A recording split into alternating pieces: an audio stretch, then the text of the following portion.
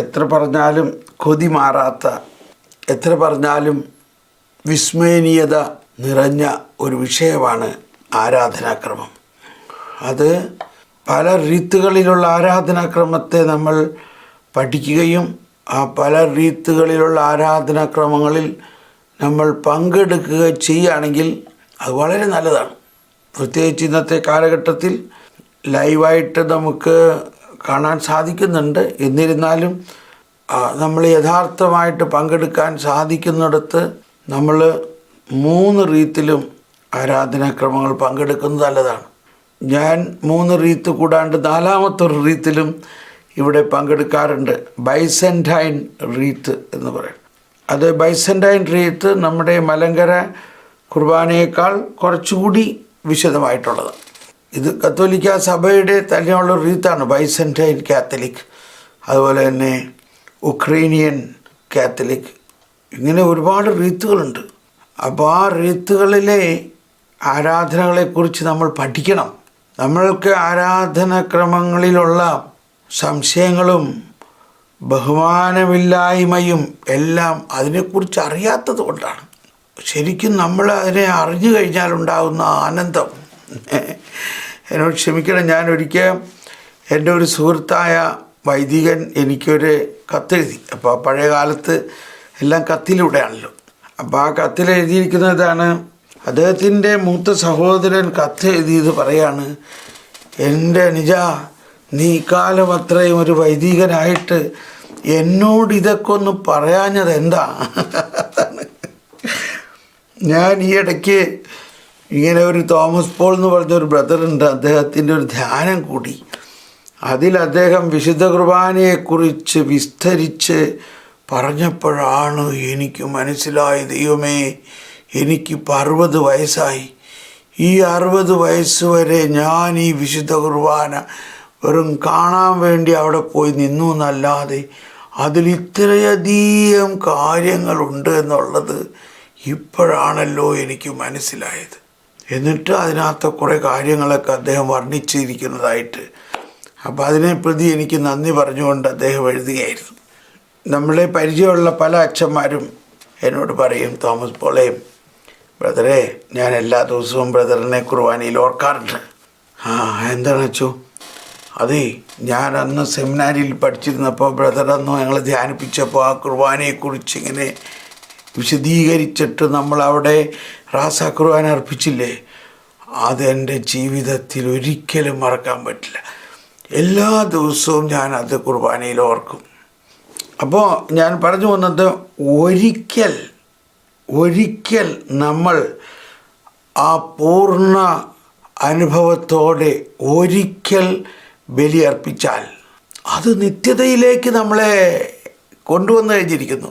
അതിൻ്റെ ഓർമ്മയും അതിൻ്റെ അനുഭവവും നമ്മൾക്ക് മറക്കാൻ പറ്റില്ല എന്ന് മാത്രമല്ല, അത് നമ്മളിൽ വളരെ വലിയ ഒരു മാറ്റമുണ്ടാക്കും. ശരിക്കും ഒരു രൂപാന്തരീകരണം നമ്മളിൽ നടക്കും. അങ്ങനെയാണ് നമ്മുടെ ക്രിസ്തീയ ജീവിതം രൂപാന്തരീകരിക്കപ്പെടേണ്ടത്. അങ്ങനെയാണ് രൂപാന്തരീകരിക്കപ്പെടേണ്ടത്. നമ്മുടെ ശക്തി കൊണ്ടോ കഴിവുകൊണ്ടോ ഒന്നും ഒരു രൂപാന്തരീകരണം നടക്കില്ല. അവിടുത്തെ ആ സർവാതിശായിയായ പ്രവൃത്തിയിലൂടെയാണ് നമ്മൾ രൂപാന്തരപ്പെടുന്നത്. അതാണ് റൂഹാക്ഷണ പ്രാർത്ഥനയിലും ഓരോ പ്രാർത്ഥനകളിലും ശരിക്കും നമ്മൾ ലയിച്ച് പങ്കെടുക്കുമ്പോൾ ഈശോയുടെ ആ പെസഹാ രഹസ്യങ്ങൾ പുനരാവിഷ്കരിക്കപ്പെടുകയാണ്. പുനരാവിഷ്കരിക്കുക എന്നുള്ള വാക്കാണ് സഭ ഉപയോഗിക്കാറുള്ള വാക്ക്, റീഎനാക്ട്മെൻറ്റ്. നമ്മൾ ഈ ഓരോ റീത്തിൻ്റെയും വ്യത്യസ്തതയെക്കുറിച്ച് പറഞ്ഞല്ലോ. അപ്പോൾ ഈ ഇടയ്ക്ക് ഇപ്പോൾ നമ്മളെല്ലാവരും വീഡിയോയിലെല്ലാം കണ്ടതായിരിക്കും, നമ്മുടെ അഭിവന്യ ജേക്കബ് ബർണബാസ് പിതാവിൻ്റെ ഫ്യൂണറൽ ശുശ്രൂഷ നമ്മൾ കണ്ടു കാണും. അതിൽ നമ്മൾ ശ്രദ്ധിച്ച് കാണും, പിതാവിനെ ഇരുത്തിയാണ് സംസ്കരിക്കുന്നത് കേട്ടോ. പിതാവിനെ ഇരുത്തിയാണ് സംസ്കരിക്കുന്നത്. അപ്പോൾ ഇതെല്ലാം ആ പഴയ കാലത്തെ പാരമ്പര്യത്തിൽ നിന്ന് വന്നതാണ്. അതും ഭൂമിയുടെ കുഴി കുത്താതാണ്, കുഴിയുടെ അകത്തല്ല. അൾത്താരയുടെ സൈഡിലോ പുറകുവശത്തോ അൽത്താരയുടെ സൈഡിലോ ഉള്ള ചില ക്യാബിൻമാരി ഉണ്ടാക്കിയിട്ട് അതിലിങ്ങനെ ഇരുത്തുകയാണ് ചെയ്യണത്. അപ്പോൾ അതിൻ്റെ നിദാനമായിട്ടൊരു വചനം, അതിൻ്റെ ഒരു ബേസിസ് മത്തായി 19:28. യേശു അവരോട് പറഞ്ഞു, സത്യമായി നിങ്ങളോട് പറയുന്നു, പുനർജീവിതത്തിൽ മനുഷ്യപുത്രൻ തൻ്റെ മഹത്വത്തിൻ്റെ സിംഹാസനത്തിൽ ഉപവിഷ്ടനാകുമ്പോൾ എന്നെ അനുഗമിച്ച നിങ്ങൾ ഇസ്രായേലിൻ്റെ 12 ഗോത്രങ്ങളെ വിധിച്ചുകൊണ്ട് 12 സിംഹാസനങ്ങളിൽ ഇരിക്കും എന്നാണ്. അപ്പോൾ അവർ ബിഷപ്പാകുമ്പോൾ തന്നെ അവരെ വാഴിക്കുന്നതിലും ഈ ഇരിക്കുന്ന ഒരു കാര്യമുണ്ട്. അവരെ പ്രത്യേകമായിട്ട് ഒരു സിംഹാസനത്തിൽ ഇരുത്തി അച്ഛന്മാരും മെത്രാന്മാരും എല്ലാം കൂടി ആ കസേര പൊക്കി, അങ്ങനെയൊക്കെയാണ്. അതിൻ്റെ എല്ലാം കാരണം ഈ പറയുന്ന വചനങ്ങളാണ്. അപ്പോൾ നമ്മൾ ചോദിക്കും, അപ്പോൾ എന്തുകൊണ്ട് മറ്റ് റീത്തുകളിൽ അങ്ങനെ അതില്ല? മാർപ്പാപ്പേനെ പോലും സംസ്കരിക്കുമ്പോൾ ഇരുത്തിയല്ലോ. അപ്പോൾ ഇതാണ് ഈ പാരമ്പര്യം എന്ന് പറയുന്നത്. ആ ആദിമ സഭയിൽ രൂപം കൊണ്ട, ഓരോ റീത്തിലും രൂപം കൊണ്ട ആ പാരമ്പര്യങ്ങളെ നമ്മൾ പരിശുദ്ധാത്മാവിൻ്റെ വളരെ പ്രത്യേക ആരാധനാ ശുശ്രൂഷകളായിട്ട് നമ്മൾ സ്വീകരിക്കുകയാണ്. ഞാൻ ഒരു കാര്യം ഞങ്ങളോട് ആത്മാർത്ഥമായിട്ട് പറയാണ്. നമ്മൾ ആരാധനാക്രമങ്ങളെ, ഏത് റീത്തിൻ്റെയും ആരാധനാക്രമങ്ങൾ പരിശുദ്ധാത്മാവിൻ്റെ ഏറ്റവും ശ്രേഷ്ഠമായ പ്രവൃത്തിയാണ്. പരിശുദ്ധാത്മാവിൻ്റെ ഏറ്റവും ശ്രേഷ്ഠമായ പ്രവൃത്തിയാണ് ആരാധനാക്രമങ്ങൾ. അതുകൊണ്ട് അതിനെ നമ്മൾ ബഹുമാനിക്കുന്നില്ലെങ്കിൽ അത് പരിശുദ്ധാത്മാവിനെ വളരെ വേദനിപ്പിക്കുന്ന ഒരു കാര്യമാണ്. എന്നോട് ക്ഷമിക്കണം, ഇത് പറയുമ്പോൾ വലിയ വേദന എൻ്റെ അകത്ത് വരുന്നത്. കാരണം പരിശുദ്ധാത്മാവിൻ്റെ ഏറ്റവും ശ്രേഷ്ഠമായ ആ പ്രവൃത്തികളെ നമ്മൾ ബഹുമാനിക്കാതെ ആകുമ്പോൾ പരിശുദ്ധാത്മാവ് വേദനിക്കുന്നു. കാരണം പരിശുദ്ധാത്മാവ് ഒരു വ്യക്തിയാണ്. പരിശുദ്ധാത്മാവ് ദുഃഖമുണ്ട്, വേദനയുണ്ട്, സന്തോഷമുണ്ട്, ബഹുമാനമുണ്ട്, ഇതെല്ലാം ഉള്ള ഒരാളാണ് പരിശുദ്ധാത്മാവ്. പരിശുദ്ധാത്മാവിൻ്റെ ഏറ്റവും ശ്രേഷ്ഠമായ പ്രവൃത്തിയാണ് ആരാധനാക്രമങ്ങൾ എന്ന് മനസ്സിലാക്കിക്കൊണ്ട് അതിൻ്റെ വിസ്മരണീയതയിലേക്ക് പ്രവേശിക്കാൻ നമ്മുടെ ജീവിതകാലം മുഴുവനും നമ്മൾ പരിശ്രമിച്ചാലും തീരില്ല എന്ന് തോന്നുന്നത്. അതുപോലെയുള്ള വലിയ രഹസ്യങ്ങൾ അതിലുണ്ട്. ആ ബോധ്യത്തോടെ എല്ലാ റീത്തുകളുടെയും ആരാധനാക്രമങ്ങളെ ഒരുപോലെ ബഹുമാനിക്കണം. ഓക്കെ, ഇത് ഞാൻ നിങ്ങളോട് പ്രത്യേകമായിട്ട് പറയുന്നത്, നിങ്ങൾ അങ്ങനെ ഒന്ന് ചെയ്തു നോക്കൂ. അപ്പോൾ പരിശുദ്ധാത്മാവിൻ്റെ നമ്മളിലുള്ള ജ്വലനം കൂടുതൽ വലിയ ശക്തമായി ആകും. ഓക്കെ, ഇതെല്ലാം നമ്മൾ ഈ കാറ്റഗിസത്തിൻ്റെ പ്രിലിമിനറി ഭാഗമേ ആയിട്ടുള്ളൂ. ആരാധനാക്രമങ്ങളെക്കുറിച്ച് നമുക്ക് ഒരുപാട് പഠിക്കാനുള്ളതാണ്. അപ്പോൾ ഇപ്പോൾ അതിൻ്റെ ഒരു ആമുഖം, ഒരു ചെറിയ സൂചന മാത്രമേ ആയിട്ടുള്ളൂ. അപ്പോൾ നമ്മൾ ഒരിക്കൽ കൂടി ഈ വചനം ഒന്ന് വായിച്ചിട്ട് അതിൻ്റെ 1073 പ്രവേശിക്കാം. 1655 എങ്ങനെ ഇതുപോലെ ഒരു ടെക്സ്റ്റ് രൂപപ്പെടുത്തിയെന്ന് ഞാൻ ചിന്തിക്കാറുണ്ട്. എത്ര പ്രബുദ്ധമായ ഒരു ടെക്സ്റ്റിലെ സഭയുടെ കൗദാശിക ആരാധനയിൽ രക്ഷാകര രഹസ്യത്തെ പ്രഖ്യാപിക്കുക. അപ്പോൾ നമ്മുടെ കുർബാനയിലെ എല്ലാ പ്രാർത്ഥനകളും ഈ പ്രഖ്യാപനം എന്ന് പറഞ്ഞാൽ സുവിശേഷ വായനയും സുവിശേഷ പ്രഘോഷണം മാത്രമല്ല, ഒരുപാട് പ്രഖ്യാപനങ്ങൾ. ഇവൻ വിശുദ്ധ കുർബാന സ്വീകരണത്തിന് മുമ്പ് പ്രഖ്യാപിക്കുകയാണ്, ദൈവരാജ്യത്തിലുള്ള വിശ്വാസത്തോടെ കർത്താവ് ഈശോ മിശിഹായുടെ ശരീരവും രക്തവും സ്വീകരിക്കാൻ തിരുസഭ നിങ്ങളെ ക്ഷണിക്കുന്നു. പ്രഖ്യാപനമാണ്. സമാധാനം നമ്മോടുകൂടെ എന്ന് പറഞ്ഞാൽ ക്രിസ്തു തന്നെ നമ്മോടുകൂടെ എന്നാണ്. അപ്പോൾ രക്ഷാകര രഹസ്യത്തെ പ്രഖ്യാപിക്കുകയും സന്നിഹിതമാക്കുകയും പകർന്നു തരികയും, അത് നമുക്ക് പകർന്നു തരികയാണ് ചെയ്യുന്ന ക്രിസ്തുവിൻ്റെയും പരിശുദ്ധാത്മാവിൻ്റെയും ദൗത്യം വിശദീകരിക്കുന്നില്ല. പ്രാർത്ഥനാനിരതമായ ഹൃദയത്തിൽ തുടരുന്നു. ആധ്യാത്മിക ഗ്രന്ഥകാരന്മാർ ചിലപ്പോഴെല്ലാം ഹൃദയത്തെ ബലിപീഠത്തോട് ഉപമിക്കാറുണ്ട്. അതാണ് ഹൃദയമാണ്. അതാണ് സങ്കീർത്തനങ്ങളിലും പ്രാർത്ഥനയിൽ എല്ലാം നമ്മൾ കേട്ടിട്ടുണ്ട്. നിൻ്റെ ഹൃദയമാണ്, നുറുങ്ങിയ ഹൃദയമാണ് എന്നെല്ലാം നമ്മൾ കേട്ടിട്ടുണ്ട്. നമ്മുടെ ഹൃദയമാണ് ഒരു ബലിവേദി. ഹൃദയമാണ് ബലിവേദി. ഹൃദയത്തെ ബലിപീഠത്തോട് ഉപമിക്കാറുണ്ട്. ആരാധനാഘോഷ സമയത്തും അതിന് ശേഷവും കണ്ടോ, ആരാധന ഒരാഘോഷമാണ്. അത് വെറും ഒരു ചടങ്ങല്ല. It's a celebration of our faith. നമ്മുടെ വിശ്വാസത്തിൻ്റെ ആഘോഷണമാണത്. അത് ആരാധനാഘോഷ സമയത്തും അതിന് ശേഷവും പ്രാർത്ഥന ആരാധനയെ ആന്തരികമാക്കുകയും ഇൻറ്റേണലൈസിങ് സാംശീകരിക്കുകയും ചെയ്യുന്നു. രഹസ്യം, ആ രഹസ്യം എന്നുള്ള വാക്ക് ഇവിടെ വളരെയധികം പ്രാധാന്യം അറിയിക്കുന്നു. രഹസ്യത്തിൽ മത്തായി 6:6 അവിടെ കൊടുത്തിരിക്കുന്നത്. നിൻ്റെ മുറിയിൽ കടന്ന് കതകടച്ച് രഹസ്യത്തിൽ നിൻ്റെ പിതാവിനോട് സംസാരിക്കുക. രഹസ്യങ്ങളറിയുന്ന പിതാവ് നിനക്ക് പ്രതിഫലം നൽകുന്ന വചനമാണ്. രഹസ്യത്തിൽ നടത്തുകയാണെങ്കിൽ പോലും പ്രാർത്ഥന എപ്പോഴും സഭയുടെ പ്രാർത്ഥനയാണ്. അപ്പോൾ നമ്മൾ രഹസ്യത്തിൽ ആരാധിക്കുകയാണ്, രഹസ്യത്തിൽ കുർബാന ചെല്ലണു. ഇപ്പോൾ ചില സമയത്ത് പൊതുവായിട്ടുള്ള ബലിയർപ്പണമല്ല, വൈദികൻ നമ്മൾ പറയും പ്രൈവറ്റ് മാസ് എന്ന് പറയും എന്ന് പറഞ്ഞാൽ വൈദികൻ ഒറ്റയ്ക്ക്. അപ്പോൾ മറ്റ് വലിയ വലിയ കൊവേന്തകളിലും പള്ളികളിലൊക്കെ കാണാം ഒരുപാട് ചെറിയ ചെറിയ അൾത്താരകളാണ് സൈഡിൽ. ഞാനൊരു സ്ഥലത്ത് കണ്ടിട്ടുണ്ട് 90ഓളം അൾത്താരകൾ ഉള്ള വലിയ ബസിലിക്ക, വലിയ കത്തീഡ്രലുകളൊക്കെ കുഞ്ഞു കുഞ്ഞു അൾത്താരകളാണ്. അതിനകത്ത് ഓരോ വിശുദ്ധൻ്റെ പേരാണ് ഓരോ. അപ്പോൾ ഒരു കാലത്ത് അങ്ങനെ ബലിയർപ്പണം നടന്നിരുന്നു. ഓരോരുത്തരും വ്യക്തിപരമായി ആ ഓരോ അൾത്താരയിലും പോയി ബലിയർപ്പിക്കണം. ഒന്ന് ആലോചിച്ച് നോക്കി, ആ സാഹചര്യത്തെ ഒന്ന് ആലോചിച്ച് നോക്കി. അടുത്ത കാലത്ത് വരെ റോമിൽ സെൻറ്റ് പീറ്റേഴ്സ് ബസിലിക്കയിൽ ഒരുപാട് കൊച്ചു കൊച്ചു അൾത്താരകളുണ്ട്. നമ്മൾ വിസിറ്റിനൊക്കെ പോകുമ്പോൾ നമ്മുടെ അച്ഛൻ അവിടെ നമുക്ക് പെർമിഷൻ എടുത്തുകൊണ്ട് ഓരോ ചെറിയ അൾത്താരയിൽ പോയി നമുക്ക് ബലിയർപ്പിക്കാമായിരുന്നു. അപ്പോൾ അതാണ്, അത് പൊതുവായിട്ടല്ല എന്ന് പറഞ്ഞാൽ രഹസ്യത്തിൽ അർപ്പിക്കുന്ന ഒരു ബലിയാണത്.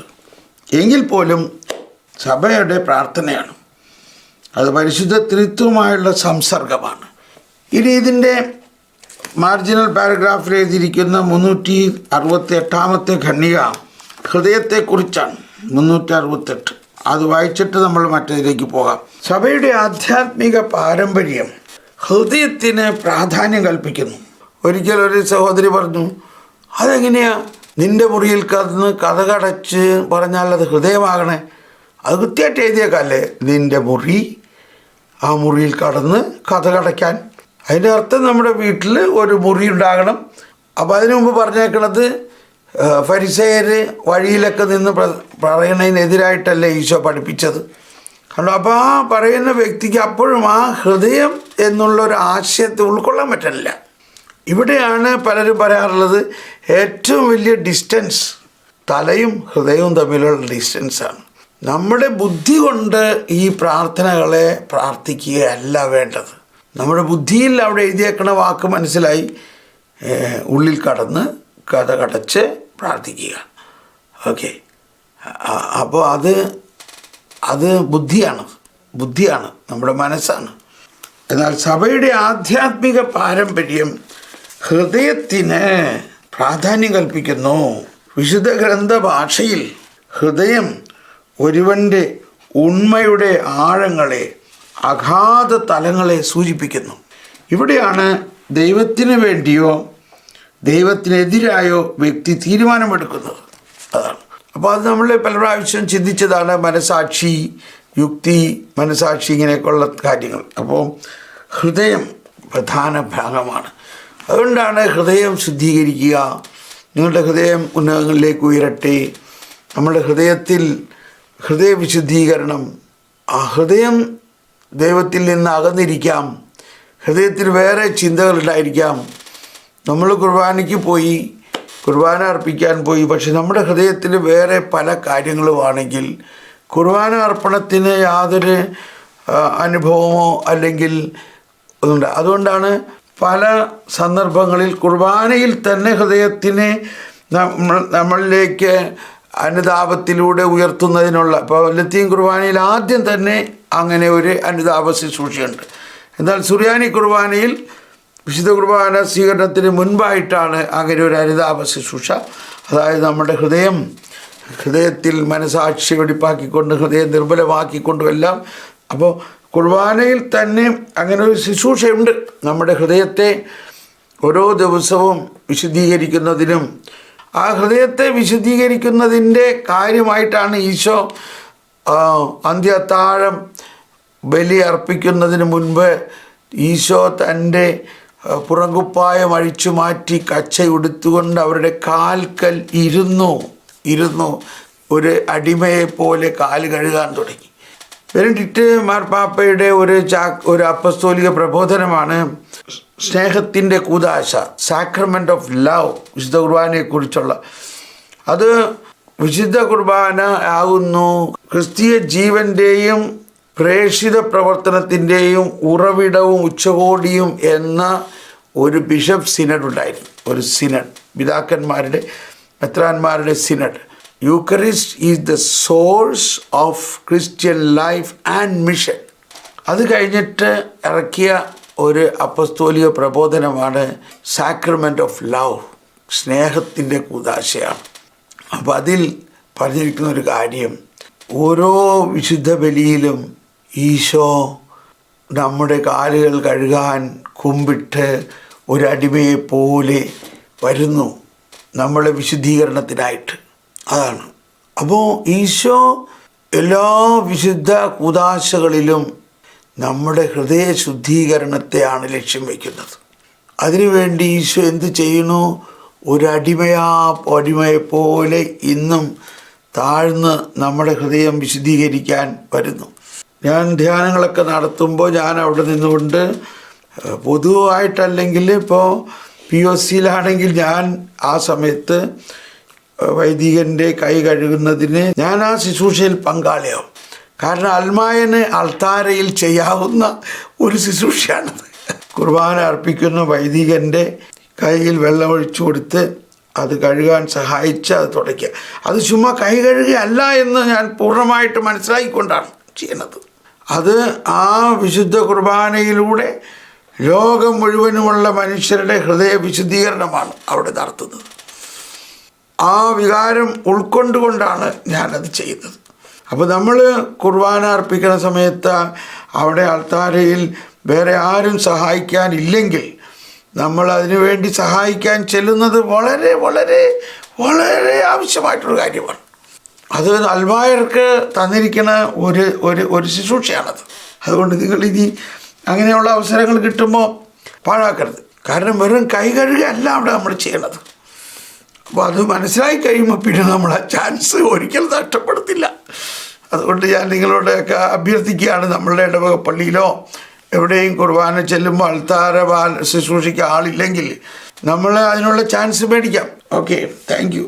ഇനി നമുക്ക് ഈ 1073 പോകാം. 1073 ഇതിൻ്റെ ശീർഷകം ഇതാണ്: ആരാധനാക്രമം ജീവൻ്റെ ഉറവിടം എന്ന നിലയിൽ എന്ന ഭാഗത്തിൻ്റെ ഒരു ഭാഗമായിട്ടാണ് നമ്മളിത് പഠിക്കുന്നത്. കണ്ടോ, ആരാധനാക്രമം ജീവൻ്റെ ഉറവിടം എന്ന നിലയിൽ. അതിൽ പ്രാർത്ഥനയും ആരാധനാക്രമവും മതബോധനവും ആരാധനാക്രമവും ഇങ്ങനെ 2 സബ്ജക്റ്റുകളുണ്ട്. അപ്പോൾ നമ്മൾ നേരത്തെ കഴിഞ്ഞ സെഷനിൽ പറഞ്ഞു പരിശുദ്ധാത്മാവും പ്രവർത്തനവും ഈശോയുടെ പ്രവർത്തനവും.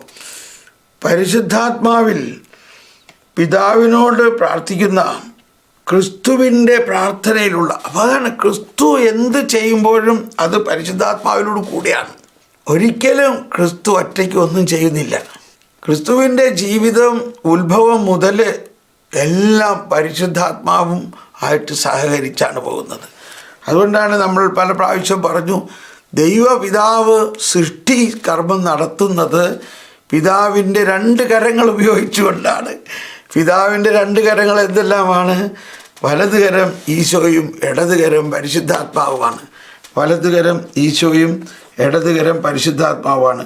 വിശുദ്ധ ഇറേനിയോസ് ആവൂത് പറഞ്ഞത് 292. അത് നമ്മൾ ഓർത്തിരിക്കുന്നത് നല്ലതാണ്. നിങ്ങൾ മറ്റുള്ളവർക്ക് ക്ലാസ് എടുക്കുമ്പോഴൊക്കെ പറഞ്ഞു കൊടുക്കാനും നല്ലതാണ്. ആരും അധികം കേൾക്കാത്ത ഒരു കാര്യമാണ്. എന്ത് പറയുമ്പോഴും അതിൻ്റെ റെഫറൻസ് സഹിതം പറയണം. അപ്പോൾ നമുക്കതൊരു ആധികാരികതയായിട്ട് മനസ്സിലാക്കാൻ സാധിക്കും. അല്ലെങ്കിൽ അതാരാ പറഞ്ഞേ പരിശുദ്ധാത്മാവോ ഇടതുകരമാണെന്ന് എവിടെ എഴുതിയേക്കണേ എന്ന് ചോദിക്കും. അപ്പം പരിശുദ്ധാത്മാവിൽ പിതാവിനോട് പ്രാർത്ഥിക്കുന്ന ക്രിസ്തുവിൻ്റെ പ്രാർത്ഥനയിലുള്ള ഭാഗഭാഗിത്വം കൂടിയാണ് ആരാധനാക്രമം.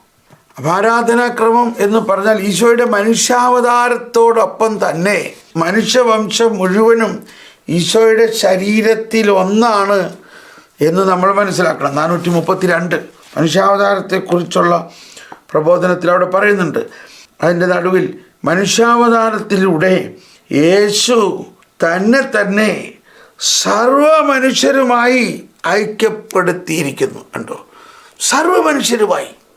അതാണ് ആദത്തിൽ മനുഷ്യവംശം മുഴുവനും ഒരു ശരീരം എന്ന പോലെ ക്രിസ്തുവിൽ മനുഷ്യവംശം മുഴുവനും ഒരു ശരീരമാണ്. ഇനി ആ ശരീരം ബലി അർപ്പണ സമയത്ത് ആ ശരീരത്തിൽ നിന്ന് മനുഷ്യൻ മാറുമോ? ഇല്ലല്ലോ. സിമ്പിൾ ലോജിക്കില്ലേ? ആ മനുഷ്യനായി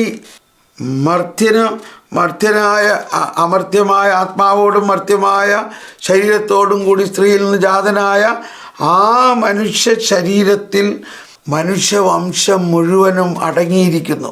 ആ മനുഷ്യവംശത്തെ മുഴുവനും താങ്ങിക്കൊണ്ടാണ് ഈശോ ബലിയർപ്പിക്കുന്നത്. അപ്പോൾ ആ ബലിയർപ്പണത്തിൽ ഈശോയുടെ അതാണ് നമ്മൾ ബലിയർപ്പണത്തിന് കാഴ്ചവെപ്പിൻ്റെ സമയത്ത് നമ്മൾ പാടുന്ന കർത്താവിൽ ഞാൻ ദൃഢമായി ശരണപ്പെടുന്നു എന്ന് പാടിയിട്ട് മിശിഹാ കർത്താവിൻ തിരുമൈ നിണവുമിതാ പാവന ബലിപീഠേ ട്യൂണെല്ലാം പോയി. അപ്പോൾ മിശിഹാ കർത്താവിൻ തിരുമൈ നിണവുമിതാ പാവന ബലിപീഠേ സ്നേഹഭയങ്ങളോട് സമർപ്പിക്കുന്നു എന്ന് പറഞ്ഞാൽ ഇവിടെ അപ്പോൾ നമ്മൾ ചിന്തിക്കരുത്, അയ്യോ ഈ ശരീരം ഇപ്പം മിശിഹാ കർത്താവിന് ശരീരമായിട്ടില്ലല്ലോ. അപ്പം അവിടെ നമ്മൾ സമർപ്പിക്കുന്നത് ഈ സഭയാകുന്ന മിശിഹാ കർത്താവിൻ്റെ ശരീരത്തെ മുഴുവനെയുമാണ് സമർപ്പിക്കുന്നത്. ഓക്കെ, അപ്പോൾ ക്രിസ്തുവിൻ്റെ പ്രാർത്ഥനയിലെ അപ്പം അങ്ങനെ ക്രിസ്തുവാണ് ഈ ബലിയർപ്പണം നടത്തുന്ന പുരോഹിതനും ബലിയർപ്പണ വസ്തുവും. അതാണ്. അപ്പോൾ പരിശുദ്ധാത്മാവിൽ പിതാവിനോട് പ്രാർത്ഥിക്കുന്ന ക്രിസ്തുവിൻ്റെ പ്രാർത്ഥനയിലുള്ള ഭാഗഭാഗിത്വം കൂടിയാണ് ആരാധനക്രമം. എല്ലാ ആരാധനവും അതിൽ എല്ലാ ക്രൈസ്തവ പ്രാർത്ഥനകളും അവയുടെ ഉറവിടവും ലക്ഷ്യവും കണ്ടെത്തുന്നു. ഈ രണ്ട് വാക്ക് എപ്പോഴും പറയാറുള്ളതാണ് സഭ നമ്മളെ. ഉറവിടവും ഉച്ചകോടിയും, ഉറവിടവും ലക്ഷ്യവും, അതിൻ്റെ ആരംഭവും അവസാനവും. ഭയങ്കര രസമല്ലേ? ഉറവിടവും ഉച്ചകോടിയും നമ്മൾ കണ്ടെത്തുന്നു. പിതാവ് തൻ്റെ പ്രിയപുത്രനിൽ നമ്മെ സ്നേഹിച്ച ദൈവത്തിൻ്റെ മഹത്തായ സ്നേഹത്തിൽ, അതാണ് ദൈവം ലോകത്തെ ഇത്രമാത്രം സ്നേഹിച്ചു, തൻ്റെ ഏകജാതനെ നൽകാൻ തക്ക വിധം സ്നേഹിച്ചു എന്ന് പറയണം. അതാണ്. അപ്പോൾ നമ്മളെ പിതാവ് അത്രയധികം സ്നേഹിച്ചു. ഈ സ്നേഹം മുഴുവനും നമ്മൾ മനസ്സിലാകാൻ എന്ത് ചെയ്താൽ നമ്മൾ മനസ്സിലാവും? അത് ഈ ആരാധനയിലൂടെയാണ്. നമ്മെ സ്നേഹിച്ച ദൈവത്തിൻ്റെ മഹത്തായ സ്നേഹത്തിൽ ആരാധനാക്രമത്തിലൂടെ ആന്തരിക മനുഷ്യൻ വേരുറപ്പിക്കുകയും അടിയുറപ്പിക്കുകയും ചെയ്തു. ഇത് പൗലോസ്ലീഹയാണ്. എഫേസോസ് 2:4 പറയുന്നുണ്ടോ, എന്നാൽ നമ്മൾ പാപം വഴി മരിച്ചവരായിരുന്നിട്ടും കരുണാസമ്പന്നനായ ദൈവം നമ്മോട് കാണിച്ച മഹത്തായ സ്നേഹത്താൽ. കണ്ടോ, എഫേസോസ് 2:4. ഇത് പൗലോസ്ലീഹ അത് പറയുമ്പോൾ തൻ്റെ അനുഭവത്തിൽ ഇതാണ് പറയണത്. ഞാൻ ആ പാപികളിൽ ഒന്നാമനാണ്, എങ്കിലും എന്നോട് കരുണ കാണിച്ചു. അപ്പോൾ നമ്മൾ ഇങ്ങനെ വിചാരിക്കരുത്, പാപം ചെയ്തു പോയല്ലോ അതുകൊണ്ട് ദൈവം എന്നെ സ്നേഹിക്കുമോ? ദൈവം വന്നിരിക്കുന്നത് പാപികളെ സ്നേഹിക്കാനും പാപികളെ കൊണ്ട് കരുണ കാണിക്കാനുമാണ്. നമ്മൾ പാപം വഴി മരിച്ചവരായിരുന്നിട്ടും കരുണാസമ്പന്നനായ ദൈവം നമ്മോട് കാണിച്ച മഹത്തായ സ്നേഹം. അതാണ് ഈ മലങ്കര കുർബാനയിലും ബൈസന്റൈൻ കുർബാനയിലും കൂടെ കുരിയലൈസോൻ കുരിയലൈസോൻ കുരിയലൈസോൻ, കർത്താവേ കരുണയായിരിക്കണേ കരുണയായിരിക്കണേ കരുണയായിരിക്കണേ. ഇത് ചില കുർബാനയെല്ലാം അവർ പാടുന്നത് കേട്ട് കഴിഞ്ഞാൽ നമുക്ക് ശരിക്ക് ദൈവത്തിൻ്റെ കരുണയുടെ ഒരു പ്രവാഹമായിട്ട് തോന്നും നമുക്ക്. അത് ആ ബലിയർപ്പിക്കുന്ന പുരോഹിതൻ അത് ഉൾക്കൊണ്ടുകൊണ്ട് കർത്താവിൻ്റെ കരുണ എന്തിനാ ഇത്ര പ്രാവശ്യം പറയണമെന്ന് നമുക്ക് തോന്നും. എത്ര പ്രാവശ്യം പറഞ്ഞാലും മതിയാവില്ല. ഇവിടെ ബൈസന്റൈൻ കുർബാനയിൽ Lord have mercy Lord have mercy Lord have mercy ഇങ്ങനെ നീട്ടി അവർ പ്രാർത്ഥിക്കും. ഇതാണ് കരുണയായിരിക്കണമേ കരുണയായിരിക്കണമേ കരുണയായിരിക്കണേ. കാരണം ഇതാണ്, ആ കരുണയാണ്. എന്നിട്ട് 3:16 അവിടുത്തെ മഹത്വത്തിൻ്റെ സമ്പന്നതയ്ക്ക് യോജിച്ച വിധം അവിടുന്ന് തൻ്റെ ആത്മാവിനെ നിങ്ങളുടെ ആത്മാവിൻ്റെ ആന്തരിക മനുഷ്യനെ ശക്തിപ്പെടുത്തുന്നതിനും വിശ്വാസം വഴി ക്രിസ്തു നമ്മുടെ ഹൃദയത്തിൽ വേരുപാകി അടിയുറയ്ക്കുന്നത്. ഇനി അടുത്തുള്ള ഭാഗം കേട്ടാൽ വളരെ പ്രബുദ്ധമാണത്. നമ്മളതിനകത്തേക്ക് പോകുന്നില്ല, നമ്മുടെ സമയം കഴിഞ്ഞു. അത് പരിശുദ്ധാത്മാവിൽ എല്ലാ കാലത്തും ഉണ്ടോ. എഫെസോസ് 6:18 പരിശുദ്ധാത്മാവിൽ എല്ലാ കാലത്തും ഓരോ പ്രാർത്ഥനയിലൂടെയും സജീവമാക്കപ്പെടുകയും, അതാണ് ഓരോ ദിവസവും ഇത് സജീവമാക്കപ്പെടണം, ആന്തരികമാക്കപ്പെടുകയും. ഇൻറ്റീരിയറൈസേഷൻ അത് പറയുമ്പോൾ CCC 300 ഓർമ്മ വരുന്നത്. വിശുദ്ധ അഗസ്തീനോസ് പറയാറുള്ളത്, ദൈവം നമ്മുടെ ഏറ്റവും ആന്തരികതയാണ്. എൻ്റെ അന്തസത്തേക്കാളെല്ലാം അന്തസ്ഥിതനാണ് ദൈവം. അതാണ് ഇൻറ്റീരിയറൈസേഷൻ എന്ന് പറയുമ്പോൾ. ഓക്കെ, അങ്ങനെ ആന്തരികമാക്കപ്പെടുകയും ചെയ്യുന്ന ദൈവത്തിൻ്റെ വിസ്മയനീയമായ പ്രവൃത്തിയാണ്. നമുക്ക് ഇവിടെ അവസാനിപ്പിക്കാം.